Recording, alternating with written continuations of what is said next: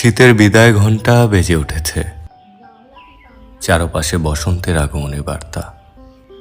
ধূসর প্রকৃতি ধীরে ধীরে রঙিন হয়ে উঠছে।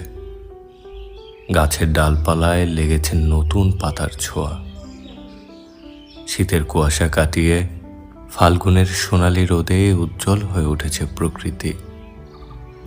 বসন্ত মানেই নবজীবনের শুরু, রঙিন মেলা, কোকিলের গান আর প্রাণের উচ্ছ্বাস।